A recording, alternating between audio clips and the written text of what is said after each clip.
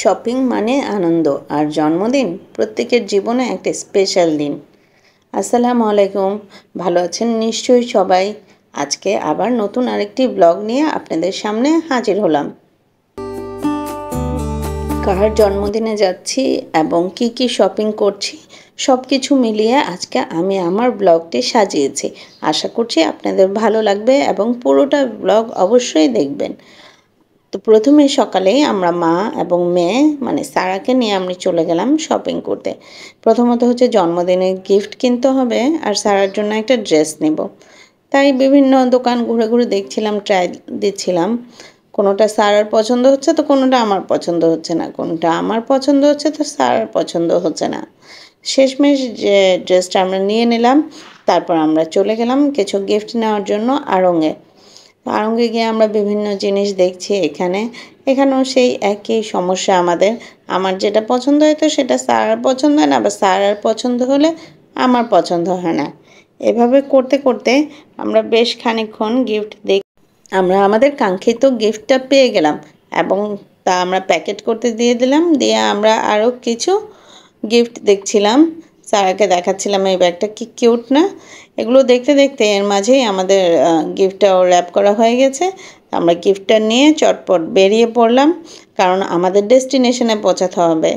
আজকে সারার ফ্রেন্ডের জন্মদিন ছিল, তো সারাকে নিয়ে আমরা চলে গেলাম। আমাদের যেতে যেতে একটু দেরি হয়ে গিয়েছিল। বাচ্চারা খাওয়া দাওয়া সেরে নিল। খাওয়া দাওয়ার পরে তারা একটু খেলাধুলা করছে। তাদের খেলাধুলা দেখে কিন্তু আসলে মজাই লাগছিল। ওরা বেশ নাচানাচি করছে, খেলাধুলা করছে। এ ফাঁকে চলেন আমি আপনাদের সাথে আমার এই ফ্রেন্ডের বাসাটা শেয়ার করি। বাসাটা এত সুন্দর করে সাজিয়েছে, মানে এখানে পাখি, গাছ এত সুন্দর লাগতেছিল আর খোলামেলা খুব ভালো লাগতেছিল।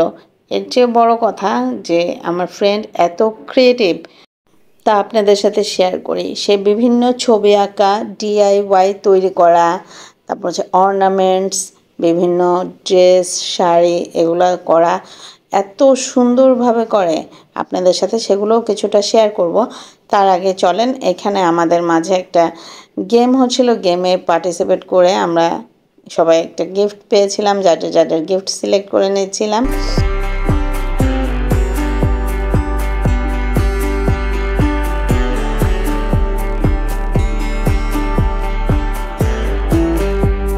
দেখাবো ওর তৈরি বিভিন্ন অর্নামেন্টস। দেখেন এগুলো ক্লে দিয়ে করেছে, কিছু বিডস দিয়ে, সুতো দিয়ে। আমি তো দেখে পুরো অবাক। শুধু আমি না, আমাদের সাথে যারা ছিল সবাই খুবই অবাক হয়ে গিয়েছে। ও অবশ্য এগুলো নিয়ে বিভিন্ন মেলাতে অ্যাটেন্ড করে। ওর একটা ছোটো মোটো পেজও আছে, কিছু সেল দেয়। আচ্ছা, এই জিনিসগুলো দেখেন কি সুন্দর করে তৈরি করেছে।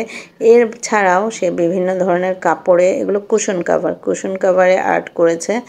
এছাড়াও আছে শাড়ি, বেডশিট, ইভেন হচ্ছে কিছু চায়ের মগ, কাপ, অনেক কিছুতে, যার কিছু ছবি আমি আপনাদের সাথে শেয়ার করলাম।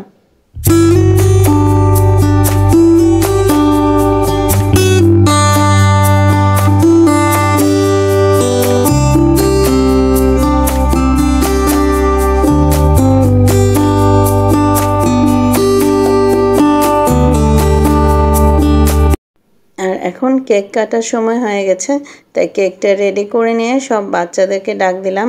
বাচ্চারা তো খুবই খেলাধুলা আর মাস্তি করাতে ব্যস্ত। ওদেরকে ডেকে এনে বললাম তাড়াতাড়ি আগে কেকটা কেটে নাও, কারণ অনেক বিকেল হয়ে গিয়েছে। সবাই কথা বলতে বলতে, গল্প করতে করতে কখন যে সময় চলে গিয়েছে তা বুঝতেই পারলাম না। আর এখানে টেবিলটা ডেকোরেশন করে নিল।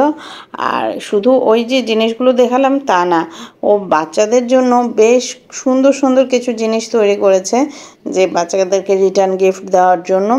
ছোট ছোট লকেট, মানে যার যার নেমের অ্যালফাবেট দিয়ে লকেট করেছে।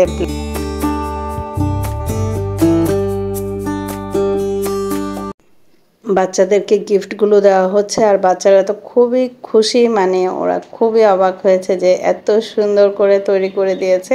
দাঁড়ান আপনাদেরকে দেখাই, সারাটা দেখায়। ওরা ক্যান্ডি খাওয়া নিয়ে সবাই ব্যস্ত। চলেন, এটা হচ্ছে সারার লকেট। আসলে সারার নেম তো নাবিহা, সো নাবিহার এন দিয়ে করেছে। আর প্রত্যেকের ওখানে একটা ফেস দেওয়ার চেষ্টা করেছে আর কি, যার যেটা যার যার মতো খুবই সুন্দর হয়েছে। আর এত মজা করার পরে কারো আর কেক খাওয়ার বা কেক নেওয়ার কোনো হুঁশ নেই, কারণ সবাই গিয়ে বসে পড়ছে, তারা গিফট খুলবে। এত মানে বাচ্চাদের মজা দেখেই আমাদের বড়দের এত মজা লাগছিল, কি আর বলবো। দেখেন দুই ফ্রেন্ড মিলে এত দুষ্টুমি করছে, মানে একজন গিফট খুলতেছে, একজন বলতেছে। এই বিষয়গুলো আসলে খুবই এনজয় করার। এগুলো দেখে আমাদের ছোটোবেলার স্মৃতি মনে পড়ে গেল আর কি, ছোটোবেলার কথা। আমরাও ঠিক ফ্রেন্ডদের সাথে এমনই করতাম।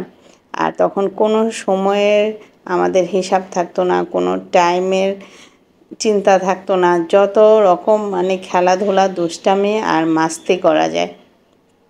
এখানে সবচেয়ে মজার ব্যাপার হচ্ছে একটা ফ্রেন্ড লেটার দিয়েছে, ওই লেটারটা পড়ছে, বার্থডে কার্ডের মধ্যে সে একটা লেটার লিখে দিয়েছে। এখন দুই ফ্রেন্ড মিলে এটা পড়ছে আর হেসে কুটি কুটি হয়ে যাচ্ছে। এটা দেখে আমার একটা স্মৃতি মনে পড়ে গেলো যে আমিও এরকম ফ্রেন্ডদের লেটার লিখতাম, আমি আর আমার একটা ফ্রেন্ড। ইভেন তো আমরাও যে লাল যে বক্সগুলো থাকে না চিঠির, ওখানেও লেটার দিতাম হলুদ খামে। আপনাদের মনে আছে কিনা জানি না, আপনারা দিয়েছেন কিনা কখনো জানি না। হলুদ খামে ভরে ওখানে চিঠি ফেলতাম এবং যার যার অ্যাড্রেসে সেটা রিসিভ করতাম। এটা খুবই মজা লাগতো। ডেলি স্কুলে দেখা হচ্ছে, কিন্তু তারপরেও আমরা ওই চিঠিটার অপেক্ষা করতাম, কিন্তু ওই চিঠিটা যখন পেতাম আসলে খুব ভালো লাগতো। সো এই স্মৃতিগুলোই মনে করছিলাম আর এদিকে ওদের দুষ্টুমি দেখছিলাম। এই দেখতে দেখতে যে দিনটা কখন পার হয়ে গেল বুঝতেই পারলাম না। আর এত সুন্দর একটা দিন কাটালাম, খুবই ভালো লাগলো। আপনাদেরও যদি আমার আজকের ব্লগটি ভালো লাগে, একটা সুন্দর কমেন্ট অবশ্যই করে যাবেন আর আপনার ফ্রেন্ড ফ্যামিলির সাথে শেয়ার করবেন। সবাই ভালো থাকবেন। আল্লাহ হাফেজ।